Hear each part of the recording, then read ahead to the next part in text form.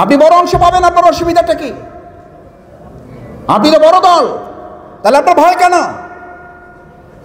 আমি তো ছোট দল, আমার তো ভয় নাই। আমি ছোট দল, আমি ছোট অংশ পাবো, জনগণ যা রায় দেবে তার ভিত্তিতে হিসাব হবে। 3 দিন আগে তার পরিবারকে ক্ষুদ্র মেসেজ দিছে না দেয় নাই? কি মেসেজ দিছে? যে তোমরা ছাড়া বাকি কে কোথায় যাবে, উই ডোন্ট কেয়ার দ্যাট। আমি এটা পরোয়া করি, এটা নিয়ে চিন্তা আমার দরকার নাই, তোমরা পালাও, তোমরা পালাও। পরিবারতন্ত্রের রাজনীতি আগামী দিনেও যদি আমি করি, তাহলে আমাকে মনে রাখতে হবে ওই পরিবার আমাকে ফালিয়ে এই জনগণকে ফেলে রেখে তারাও হয়তো পালিয়ে যাবে। কারণ ওটা পরিবারতন্ত্রের রাজনীতি, ওটা জনগণের রাজনীতি নয়। শিক্ষা নিতে আর কত লাগে? বাংলাদেশের মানুষ কবে শিক্ষা নেব? আমরা কবে শিক্ষা নেব? আমি এই কথা বলে বারবার আবার বলছি, আমরা ফেসিবাদের উত্থানের জন্য এই কথা বলছি না, আমাদের বিভেদের ঐক্য তৈরি করার জন্য আমরা এটা বলছি না, ঐক্যের বিভেদ তৈরি করার জন্য এটা বলছি না, আমাদের সতর্ক করার জন্য কথা বলতে হবে। বাংলাদেশ জামাত ইসলামীর নেতৃবৃন্দ জানতেন তার ফাঁসি হবে, জানতেন তাকে হত্যা করা হবে, জানতেন তাকে শহীদ করা হবে। মীর কাসেম আলী মিন্টুকে জানিয়ে দেওয়া হয়েছিল আপনি দেশে ফিরলে আপনাকে হত্যা করা হবে। তিনি এই কথা বলতে পারতেন, দেশের পরিস্থিতি ভালো হোক, তারপর দেখি আমি আসতেছি। তিনি এই কথা বলতে পারতেন। তোমরা যারা আছো আপাতত আমার প্রতিষ্ঠান দেখে রাখো, কারণ আমার নিরাপত্তা আগে, সেফটি ফার্স্ট, আমার নিরাপত্তা আগে। যেই শফিকুল ইসলাম মাসুদ বলে, সেই শফিকুল ইসলাম মাসুদের কাছে সে না নিজে নিরাপদ, না তার হাতে কোনো একটা দেশ নিরাপদ। আমাদের মীর কাসেম আলী মিন্টুকে তো এই কথা জানিয়ে দেওয়ার পর তিনি মাথা উঁচু করে এয়ারপোর্ট দিয়ে লুকিয়ে নয়, ক্যাপ পরে নয়, মাস্ক পরে নয়, মাথা উঁচু করে তিনি বলেছেন এই দেশ আমার, আমার মৃত্যুর ঠিকানা এই দেশ, যদি আল্লাহ কবুল করে থাকেন তাহলে এই দেশে আমার মৃত্যু হবে। ওনাকে পরিবার থেকে বলা হয়েছিল আপনার অফিসে যাওয়ার দরকার নাই, বলছে ওটা আমার অফিস নয়, ওটা আমার এই দেশের মানচিত্রের জনগণের ভালোবাসার প্রতীক, আমি আমার অফিসে যাব। উনি ঘর থেকে গ্রেফতার হয়েছেন, অফিস থেকে হয়েছেন। This is history, we have nicely glorious past. Bangladesh Jamaat Islami, আজকে কেউ কেউ বলেন জামাত ইসলামী মুখে এক কথা বলে, কাজে আর একটা করে। বাংলাদেশ জামাত ইসলামী সেই দল, যা তারা করে সেইটাই তারা বলে, আর যা বলে সেটাই তারা করে। তার জন্য ফাঁসি আসলেও আমাদের মাথা নত করতে পারে না।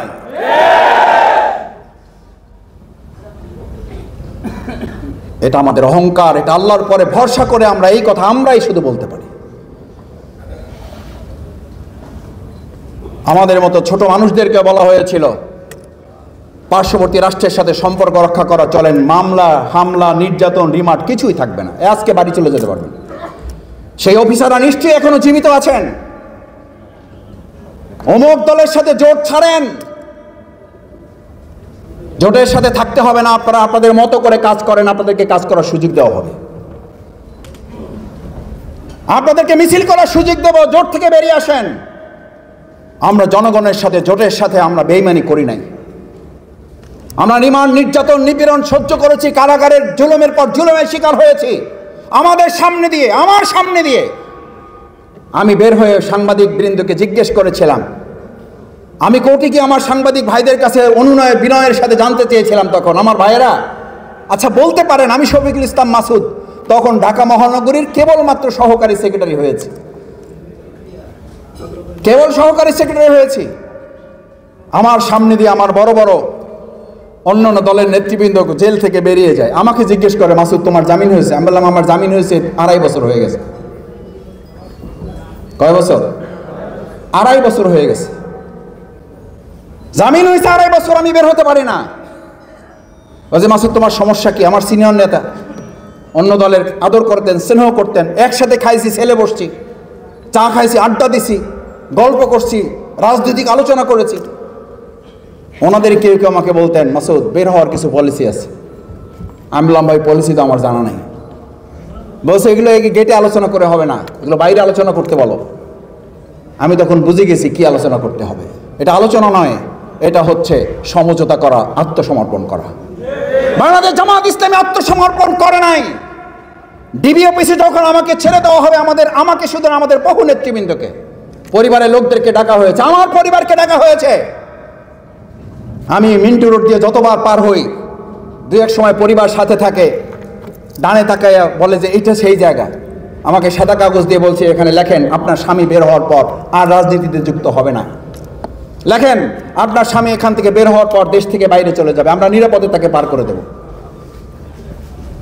আমার পরিবার সাথে আইনজীবীরা ছিলেন। আমি এটা বলছি, যারা বলেন বাংলাদেশ জামাত ইসলামী, ইসলামী ছাত্র শিবির কি আন্দোলন করেছে, জনগণের কি ভূমিকা পালন করেছে, কত বড় দল, সেই জায়গায় তাদেরকে একটু স্মরণ করিয়ে দেওয়ার জন্য আমরা শুধু আন্দোলন করি নাই, আমরা শুধু ত্যাগ কোরবানির রাজনীতি করি নাই। আমাদের ভাই বোন, আত্মীয় স্বজন, বন্ধু বান্ধব, আমাদের সহযোগী শুভানুধ্যায়ী প্রত্যেকে আমাদের সাথে আন্দোলনে এক একজন কর্মী হিসাবে শুধু নয়, একজন যোদ্ধা হিসাবে ময়দানে ভূমিকা পালন করেছে। সাদা কাগজ ছুঁড়ে ফেলে দিয়ে বলেছিলেন, আমার স্বামী আড়াই বছর হয়েছে, জামিন হয়েছে, তাকে বের হতে দিচ্ছেন না। জামিন হয়েছে, গেট থেকে ধরে নিয়ে আপনারা মিন্টু রোডে নিয়ে আসছেন। এখানে আবার আমাকে লিখিত দিতে বলছেন। আমার স্বামী আমাদেরকে আগেই জানিয়ে রেখেছে, প্রয়োজনে জেলখানায় আমার মৃত্যু হবে, তারপরও কারোর সাথে আন্ডারস্ট্যান্ডিং করে এখান থেকে আমার বের হওয়ার প্রয়োজন নাই। কারণ আর দুনিয়া সিজনুল মুমিনিন ও জান্নাতুল লিল কাফিরিন। আমি জেলখানায় বহুবার এই হাদিস মানুষের সামনে বলেছি, কারারক্ষীদেরকে বলেছি, ডিবি পুলিশদেরকে আমি এই হাদিস শুনিয়েছি। মিন্টু রোডে আমি আমার কারারক্ষী সহ আমাদের যারা ছিলেন মিন্টু রোডে আমার সাথে, আমি তাদেরকে ওখানে বসে হাদিসের দার্স পেশ করেছি। আমার ভাইয়েরা কোথায় যাবেন? দুনিয়াটা মুমিনের জন্য জেলখানা, আমি তো ছোট একটা জেলখানায় আছি, বের হয়ে বড় জেলখানায় যাব। আমার আইনজীবী, আমার শ্রদ্ধেয় আজকে দায়িত্বশীল প্রধান অতিথি অ্যাডভোকেট হেলাল ভাই মাঝে মধ্যে আমাকে সান্ত্বনা দিতেন, মাসুদ ভাই বের হয়ে যাবেন। আইনজীবী তো সান্ত্বনা দেওয়ার দায়িত্ব তার, আর দায়িত্বশীল হিসেবে তো দেওয়া লাগেই। আমি বললাম, ভাই বের হয়ে কই যাব? কয় যে বাড়ি যাবেন। আমি বললাম, ওটা তো বড় জেলখানা।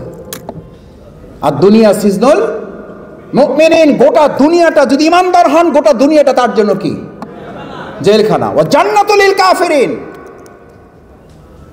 সুতরাং আজকে যারা জামাত ইসলামীকে আবার নতুন করে জেল জুলুম, নির্যাতন, হামলা মামলা, রক্তচক্ষু দেখাচ্ছেন, ঈদুল আজহা, ঈদুল ফিতর থেকে ঈদ পূর্ব মিলাদে স্পষ্ট ঘোষণা দিয়ে দিচ্ছে, ত্যাগের রাজনীতির জন্য যাদের জন্ম হয়েছে, নির্যাতন, হামলা মামলা, গুলি, রক্তচক্ষু দেখে জামাত ইসলামীকে এক সেকেন্ডের জন্য স্তব্ধ করা যাবে না। আমাদের জন্মই হয়েছে ত্যাগের জন্য, আমাদের জন্মই হয়েছে কোরবানির জন্য, আমাদের জন্মই হয়েছে স্যাক্রিফাইস, ডেডিকেশনের জন্য। আমরা কোরবানির রাজনীতি পেশ করার জন্যই এই ময়দানে আমরা কাজ চালিয়ে যাচ্ছি। সুতরাং যারা ভোগের রাজনীতি করেন, ত্যাগের রাজনীতিওয়ালাদের সাথে পাঙ্গা নিতে আসলে ভালো হয়। কারণ আমরা মৃত্যুকে খুঁজে বেড়াই, আর যারা ভোগের রাজনীতি করা তারা মৃত্যু থেকে পালিয়ে বেড়ায়। যারা মৃত্যুকে খুঁজে বেড়ায় তাদেরকে মৃত্যুর ভয় দেখিয়ে কোনো লাভ হবে না। আমাদের নেতৃবৃন্দ মৃত্যুকে ভয় পান নাই। আজকে বাংলাদেশ জামাত ইসলামী এই সমাজটাকে বদলাতে চায়। আমরা চাঁদাবাজের বিরুদ্ধে কথা বলি, তাতে নাকি আমরা বিভেদের রাজনীতি করি, তাতে নাকি আমরা ফ্যাসিবাদের উত্থানের জন্য সুযোগ করে দিচ্ছি। আরে ভাই, ফ্যাসিবাদের উত্থান ঠেকানোর জন্যই তো চাঁদাবাজকে দমন করা আমাদের সবাই মিলে দায়িত্ব ছিল। আমরা যখন কথা বলেছি এক চাঁদাবাজের বদলে আর এক চাঁদাবাজ, তখন আপনার বলতে হতো সবাই মিলে আমরা চাঁদাবাজের বিরুদ্ধে ঐক্যবদ্ধ আন্দোলন গড়ে তুলতে চাই। আমি তা না করে আমি মাথায় হাত দিলাম সেই গল্পের মতো, যে আজকে চুরি করে আসছে তার মাথায় একটা হাঁসের পালক আছে, সাথে সাথে আপনি হাত দিলেন, আশেপাশে লোকেরা আপনাকে চোর বলবে না ভালো বলবে? আপনি কেন হাত দিলেন? আপনি চুরি করলেন না, তাহলে মাথায় হাত দিলেন কেন? বলা তো হয় নাই যে সবার মাথায় পালক আছে, এই কথা তো আমরা বলি নাই। আমরা তো নাম ধরে কাউকে বলি নাই যে আপনি চুরি করে আসছেন আপনার মাথায় হাঁসের পালক আছে। আমরা শুধু বলছি এখানে যারা আছেন চুরি করে যা আসছেন তার মাথায় হাঁসের পালক, আপনি হাত দিলেন কেন? এই কথা আমি জানতে চাই না, এই কথা জনগণ জানতে চায়। কেন আপনি নিজেকে টার্গেট করলেন? আপনার মাথায় যদি হাঁসের পালক নাই থাকে, আপনি যদি চুরি নাই করেন, তাহলে তো আপনি নিশ্চিন্ত মনে বসে থাকার কথা। আপনি এই কথা বলার কথা। ইয়েস, যেই কথা ঘোষণা হয়েছে আমরাও এই কথা বলতে চাই যে চুরি করছে তার মাথায় হাঁসের পালক, তাকে ধরা হোক। আপনি সেটা না বলে আপনি মাথায় হাত দিয়ে বসে থাকলেন। গ্রামে একটা কথা আমরা প্রায় বলি, চোরের মনে পুলিশ পুলিশ। আজকে ধর্ষণের কথা বললেই আমার যে ঘটনা, সে আজকে মামলা প্রত্যাহার করতে চায়। সে মামলা করে নিরাপত্তা পাওয়ার অধিকার সে রাখতেছে না। এমন একটা দেশের জন্য আমাদের হাজার হাজার ভাই বোনেরা জীবন দেন নাই। এমন একটা দেশের জন্য আমাদের গণ অভ্যুত্থান হয় নাই। গণ অভ্যুত্থানের জন্য আজ আমাদের যে জিনিসটি সবচেয়ে বেশি প্রয়োজন, সেই জিনিসটির দিকে আমরা নিজেদেরকে ইঙ্গিত করতে চাই বলেই আমরা পিআর পদ্ধতিতে নির্বাচনের ব্যবস্থার জন্য জামাত ইসলামী এবং অন্য আরো অনেক দল এখন ঐক্যবদ্ধ হয়েছে। কারণ আপনি জাতীয় সরকার করতে চান, এটা মুখে বলেন না অন্তরে বলেন, এটা বোঝার জন্য বাস্তব প্রয়োগ পদ্ধতি হচ্ছে পিআর পদ্ধতি। তাহলে আপনি বড় দল না ছোট দল? আপনি যদি বড় দল হন তাহলে আপনি বড় অংশ পাবেন। আপনি বড় অংশ পাবেন, আপনার অসুবিধাটা কি? আপনি তো বড় দল, তাহলে আপনার ভয় কেন? আমি তো ছোট দল, আমার তো ভয় নাই। আমি ছোট দল, আমি ছোট অংশ পাবো। জনগণ যা রায় দেবে তার ভিত্তিতে হিসাব হবে।